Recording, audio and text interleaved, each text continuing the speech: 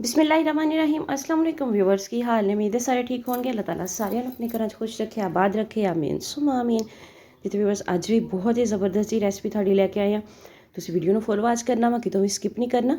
ਸਭ ਤੋਂ ਪਹਿਲੇ ਪਾਣੀ ਗਰਮ ਕਰ ਲਿਆ, ਉਹਦੇ ਵਿੱਚ 1 ਚਮਚ ਨਮਕ ਦਾ ਸ਼ਾਮਲ ਕਰ ਦਿੱਤਾ ਤੇ ਇਹਦੇ ਵਿੱਚ ਆਪਾਂ ਪਾਣੀ ਜਿਹੜਾ ਗਰਮ ਆ ਹੁਣ ਚੁੱਲ੍ਹਾ ਉਹਦਾ ਬੰਦ ਕਰ ਦੇਣਾ ਵਾ ਤੇ ਫਿਰ ਚੁੱਲ੍ਹਾ ਬੰਦ ਕਰਕੇ ਤੇ ਇਹਦੇ ਵਿੱਚ ਮਾਲਟੇ ਰੱਖ ਦੇਣੇ ਆ। ਮਾਲਟਿਆਂ ਨੂੰ 5-7 ਮਿੰਟ ਤੁਸੀਂ ਇਹਦੇ ਵਿੱਚ ਪੈ ਰਹਿਣ ਦੇਣਾ ਵਾ ਤੇ ਸਾਈਡ ਇਹਨਾਂ ਦੀ टाइम टू टाइम थोड़ी जी चेंज कर लीओ ताकि सारे माल्टे जोड़े अच्छे तरीके नाल साफ हो जाए। इन्हों आप धोना वा, सब तो पहले धोने का प्रोसैस करना आप इन्हों का 5 ਤੋਂ 7 मिनट तक गर्म पानी के माल्टियां रख देना नमक वाले तो उस तो बाद इन्हों अच्छे तरीके मल के तो इन्हों धो लो, क्योंकि आप जी रेसिपी बनानी है वो माल्टियां के छिलकियां का भी इस्तेमाल होना वा। इसलिए छिलकियां तो जो जरासीम वगैरह वा, खाद वगैरह के स्प्रे के असरात जोड़े वो सारे आप पहले साफ करने। ਤੁਹਾਨੂੰ ਵੀਡੀਓ ਚੰਗੀ ਲੱਗੇ ਤਾਂ ਲਾਈਕ ਤੇ ਸ਼ੇਅਰ ਜ਼ਰੂਰ ਕਰਿਆ ਜੇ। ਚੈਨਲ ਤੇ ਨਵੇਂ ਆ ਤੇ ਚੈਨਲ ਨੂੰ ਸਬਸਕ੍ਰਾਈਬ ਕਰਕੇ ਜਾਇਆ ਜੇ, ਨਾਲ ਬੈਲ ਆਈਕਨ ਨੂੰ ਜ਼ਰੂਰ ਪ੍ਰੈਸ ਕਰਿਆ ਜੇ ਤਾਂ ਕਿ ਆਉਣ ਵਾਲੀ ਵੀਡੀਓਜ਼ ਦਾ ਨੋਟੀਫਿਕੇਸ਼ਨ ਤੁਹਾਡੇ ਤੱਕ ਆਸਾਨੀ ਨਾਲ ਪਹੁੰਚ ਸਕੇ। ਤੇ ਇਸ ਤੋਂ ਪਿਛਲੀ ਵੀਡੀਓ ਜਿਹੜੀ ਮੇਰੀ ਚਾਵਲ ਦੀ ਪਿੰਨੀ ਦੀ ਆ ਉਹਨੂੰ ਵੀ ਤੁਸੀਂ ਲਾਜ਼ਮੀ ਵਾਚ ਕਰੋ। ਉਹਨੂੰ ਮੈਂ ਜਿਹੜਾ ਵਾ ਚੁੱਲ੍ਹੇ ਤੋਂ ਬਗੈਰ ਬਣਾਇਆ। ਚਾਵਲ ਦੀ ਪਿੰਨੀ ਨੂੰ ਕੋਈ ਆਟਾ ਨਹੀਂ ਭੁੰਨਿਆ, ਕੋਈ ਚਾਵਲਾਂ ਨੂੰ ਗ੍ਰਾਈਂਡ ਨਹੀਂ ਕੀਤਾ ਤੇ ਬਹੁਤ ਹੀ ਜ਼ਬਰਦਸਤ ਜੀ ਤੇ ਮਜ਼ੇ ਦੀ ਚਾਵਲ ਦੀ ਪਿੰਨੀ ਬਣੀ ਹੋਈ ਆ। ਤੇ मैं लिंक भी डिस्क्रिप्शन च दे दाँगी तो तुसी वैसे भी उन्होंने जो चैनल पर जाके देखना चाहो तो चैनल पर जाके देख सकते हो। बहुत ही ज़बरदस्त जी तो थोड़ी ज़िंदगी को आसान करने वाली रेसिपी आ, क्योंकि सर्दियों के इस तरह दी चीज़ां हर घर के बनाई जांदियां वा। गर्मियों तो इन्ने हैवी खाने नहीं कोई खाता, तो लेकिन सर्दियों के इस तरह जड़ियाँ पिन्नियां वगैरह बनदियां वा, तो लेकिन वही जो तुहानूं आसान जी रेसिपी मिल जाए तो उस तो वधिया किहड़ी चीज़ आ। तो माल्टे आपां धो लए आ सारे अच्छे तरीके दे नाल, इन्हां नूं कढ लांगे। बहुत ही ज़बरदस्त जी रेसिपी है, तुसी जरूर इनू ट्राई करना वा। बाज़ार तो इस तरह दी चीज़ां लियाउण तो बेहतर है कि तुसी घर बनाओ अपने बच्चों वास्ते। तो देखो इन्हां दा उपर वाला पार्ट जिहड़ा वा आपां रिमूव कर दांगे इहदा माल्टे दा। सिर्फ इन्ना कि छिलका उतारना वा, बाकी दा छिलका तुसी हजे नहीं उतारना। मेरे बाकी दे चैनल का भी विजिट करो, तुहानूं वीडियोज़ अच्छियां लगन तो उन्होंने लाइक करो, शेयर करो। जे चैनल ते नवें आ तो चैनल नूं सबसक्राइब जरूर करो।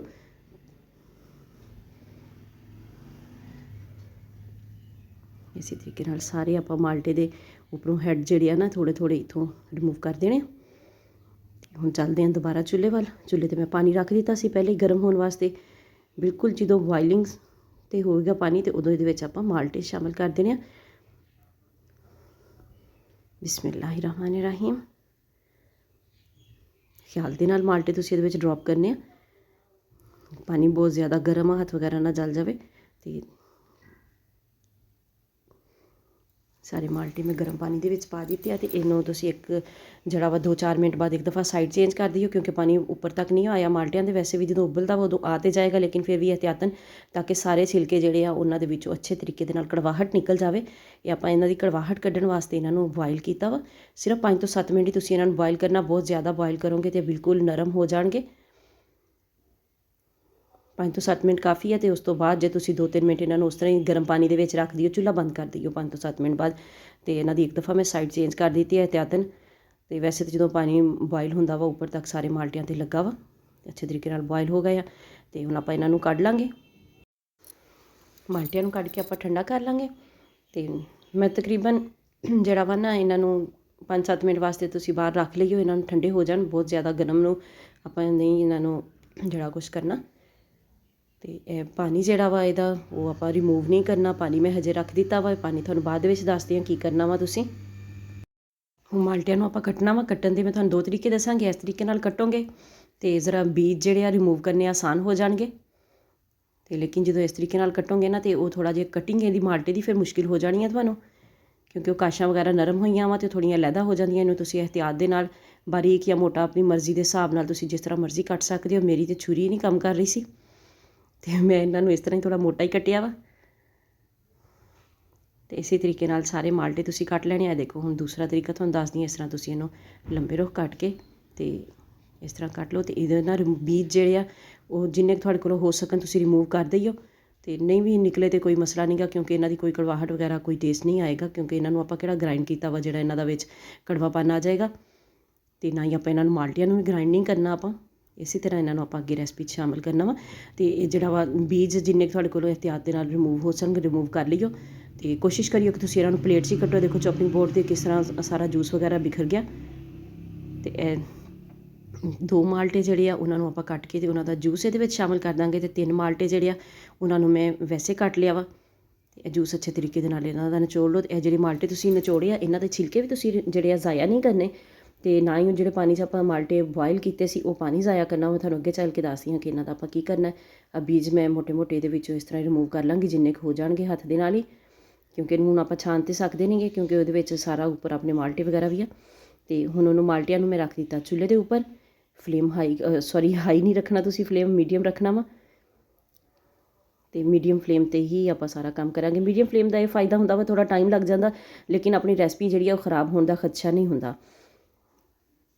ਤੇ 1.5 ਕੱਪ ਮੈਂ ਇਹਦੇ ਵਿੱਚ ਚੀਨੀ ਦਾ ਸ਼ਾਮਿਲ ਕਰ ਦਿੱਤਾ ਵਾ। 5 ਮਾਲਟੇ ਸੀਗੇ, 2 ਮਾਲਟਿਆਂ ਦਾ ਜੂਸ ਕੱਢ ਕੇ ਸ਼ਾਮਿਲ ਕੀਤਾ, 3 ਮਾਲਟੇ ਕੱਟ ਕੇ ਸ਼ਾਮਿਲ ਕੀਤੇ। ਤੇ ਇਹਨੂੰ ਪਕਾਵਾਂਗੇ ਆਪਾਂ, ਇੰਨਾ ਕੁ ਪਕਾਵਾਂਗੇ ਕਿ ਜਿਹੜੀ ਹੈ ਚਾਸ਼ਨੀ ਇਹਦੇ ਵਿੱਚ ਬਣ ਰਹੀ ਹੈ ਚੀਨੀ ਦੀ, ਇਹ ਇੱਕ ਤਾਰ ਤੱਕ ਹੋਵੇ।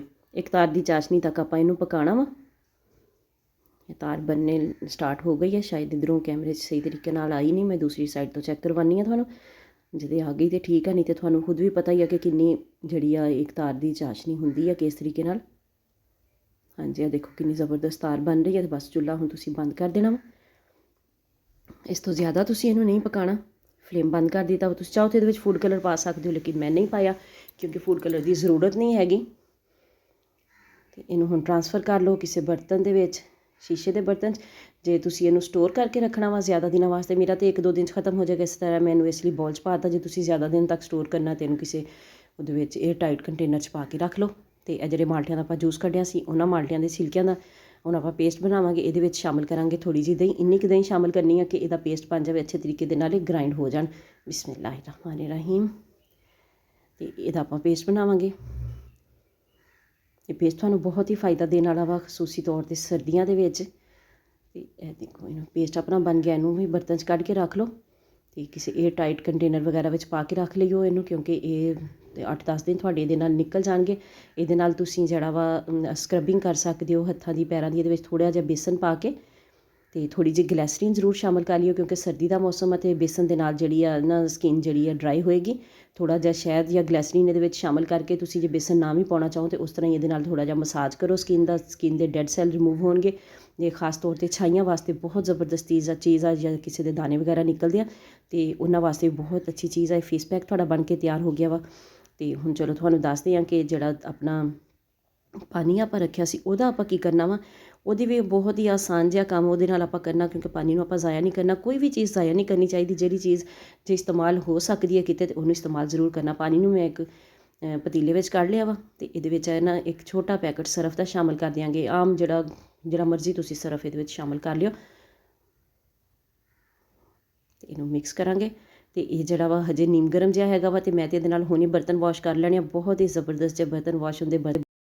ਅਤੇ ਜੇ ਤੁਸੀਂ ਇਹਨੂੰ ਸਟੋਰ ਕਰਨਾ ਚਾਹੋ ਤਾਂ ਇਹਨੂੰ ਕਿਸੇ ਕੰਟੇਨਰ ਵਿੱਚ ਸਟੋਰ ਕਰਕੇ ਰੱਖ ਸਕਦੇ ਹੋ, ਕਿਸੇ ਬੋਤਲ ਵਗੈਰਾ ਦੇ ਵਿੱਚ, ਅਤੇ ਥੋੜ੍ਹਾ ਇਸਤੇਮਾਲ ਕਰਦੇ ਰਹੋ। ਬਹੁਤ ਹੀ ਜ਼ਬਰਦਸਤ ਸੀਆਂ ਤਿੰਨੇ ਰੈਸਪੀਆਂ ਆਪਣੀਆਂ ਤਿਆਰ ਹੋ ਗਈਆਂ ਵਾ। ਇੱਕ ਆਪਣਾ 2 ਟੋਟਕੇ ਹੋ ਗਏ, ਇੱਕ ਬਰਤਨ ਸਾਫ਼ ਕਰਨ ਦਾ, ਇੱਕ ਚਿਹਰਾ ਸਾਫ਼ ਕਰਨ ਦਾ, ਅਤੇ ਨਾਲ ਆਪਣਾ ਜਿਹੜਾ ਵਾ ਮਾਲਟੇ ਦਾ ਮੁਰੱਬਾ ਬਣ ਕੇ ਤਿਆਰ ਹੋ ਗਿਆ ਵਾ। ਜ਼ਰੂਰ ਇਹਨੂੰ ਤੁਸੀਂ ਟਰਾਈ ਕਰਨਾ। ਮਿਲਦੇ ਹਾਂ ਨੈਕਸਟ ਵੀਡੀਓ 'ਚ, ਉਦੋਂ ਤੱਕ ਲਈ ਅੱਲਾ ਹਾਫਿਜ਼।